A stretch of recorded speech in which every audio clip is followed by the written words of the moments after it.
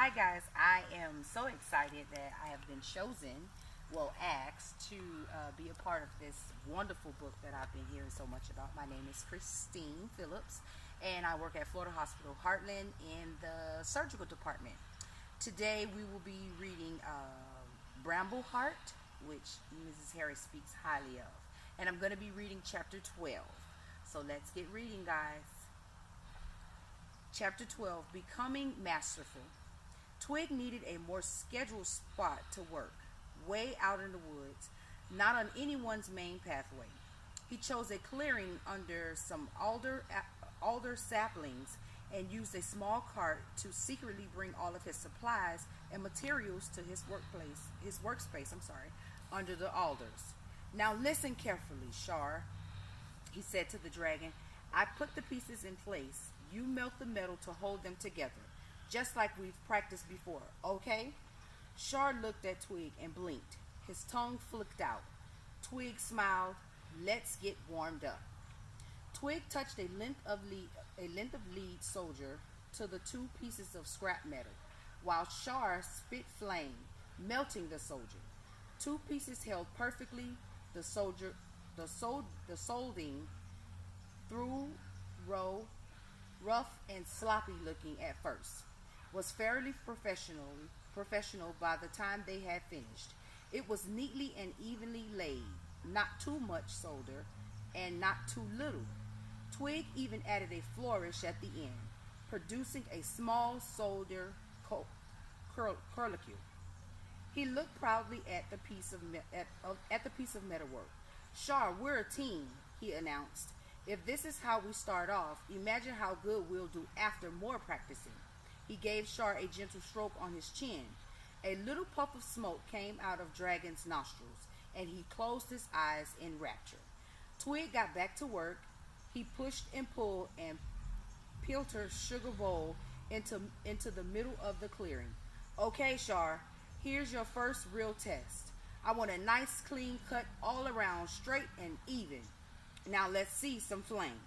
Twig patted Shar on the neck, making coaxing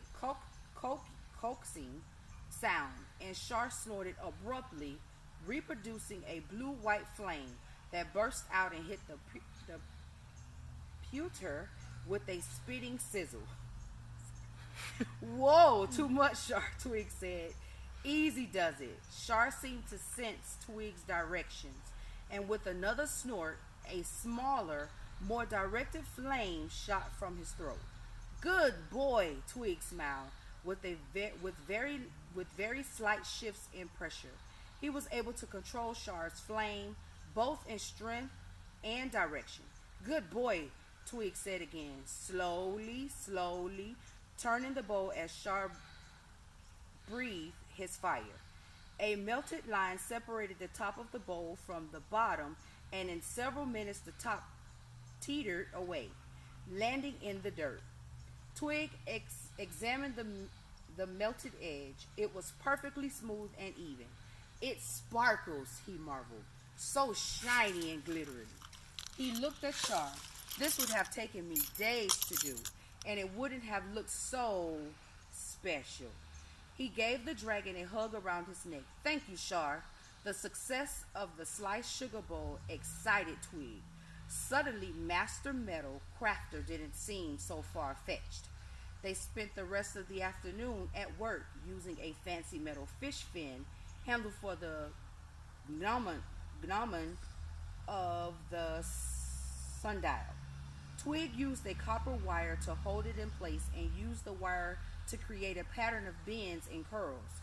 The copper, newly melted, glistened shiny and bright. Twig cut more copper wire into tiny pieces using smaller gauges. He bent them into numbers with flourishes and twists. Charles' intensely hot flame melted them into place. The sundial face became a beautiful copper-rich design that amazed and delighted Twig. A damselfly landed on Shar's nose and sat there in the sun. Twig watched it for a minute and then got an idea. He twisted thin silver wire into an insect's motif, laying the pieces around the lip of the sundial platform. He then added a tiny he then added tiny fleeks of gold in the wings, pieces that he had found and accumulated from discarded electronics. The sundial, with its gold, silver, and copper burnished by Char's intense blue hot flame, and with Twig's delicate artistic touch, was a thing of beauty. Twig stood back, contented, proud. Burdock won't believe we did this, he said. Nobody will. Thank you, buddy. You inspire me. He gave Shar another squeeze, holding him tightly. Shar rippled his scales and puffs of gray smoke came out of his nostrils. Twig held the dragon's face. You look tired, Shar, he said. Let's get you back home. You need some rest after all of that. Twig dragged several fern fronds over to the sundial, piling and arranging them until his new project was camouflaged and hidden from view. No one would ever know it was here, he said to himself, pleased. They set off through the woods. Twig's whiskers twitched with anticipation. Shortly after dawn, Twig, with Lily in tow, scampered through the woods to the hidden clearing. What is going on? Lily asked repeatedly, even though slightly irritated at being summoned at an early hour, and then traipsing into the woods. Lily was a bit excited. She knew Twig must have had a good secret to share. They rounded a bend, and then Twig led her off to the trail of the ferns. Ready? He asked, beaming. I've been ready for the last half hour, Lily sighed. Okay, presenting my sundial project. He squealed, pulling away several of the fronds to reveal the newly made sundial. Rays of sunlight filtered through the forest canopy, illuminating the sundial. The bright light hitting the polished metals.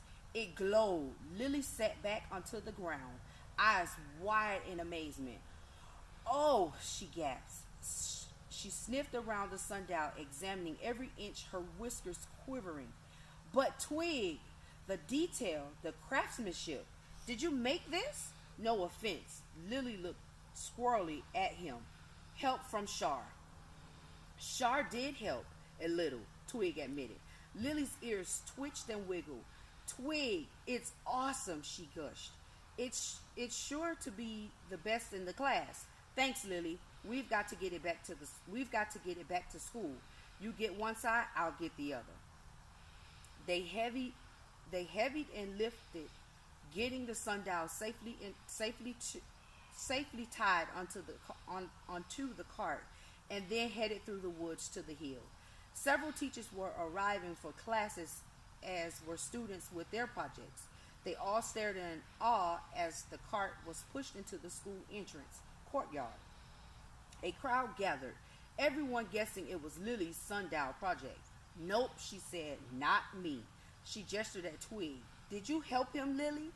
Said Hyacinth, looking suspicious. You know that it's against the rules. Nope, didn't lift a paw, Lily replied. Twig was beaming, his whiskers twitching with pride. Everyone's tone had changed. Hey, great job, Twig, anyone said. Yeah, Twig, good work. Cometh Finch. Just then Professor Burdock arrived. He looked slightly confused, seeing Twig standing next to a beautiful work of metal art. The sundial gleamed almost magically. He paddled up the cart. His paw lightly touched the rim of the sundial, then glided along the glittering filigree metal, tracing each curl and tendril the wings of the metallic bee. Whose work is this? He asked. It's Twig's, Ivy answered. Burdock looked at Twig, who nodded. Quite extraordinary, the weasel murmured, with no attempt to hide his surprise. Yes, quite extraordinary. Professor Amaranth and Professor Fern walked by the courtyard and saw the commotion. Oh my, cool Professor Amaranth and Master Glassblower. Very nice welding, very nice. Whose project is this? She looked at Lily. Yours? It's it's Twig's, Burdock answered reluctantly. At least he says it's his. Even in even even in smooth, not too heavy, not too light. The soldering is just right, and the precocious metals decorative work is a beautiful touch.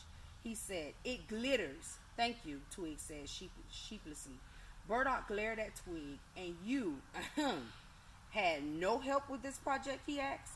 Twig glanced around. No, sir." The metal craft teacher could not resist touching the smooth, shiny metal rim again. Twig's classmates looked at one another amazed. Twig smiling, whisker to whisker.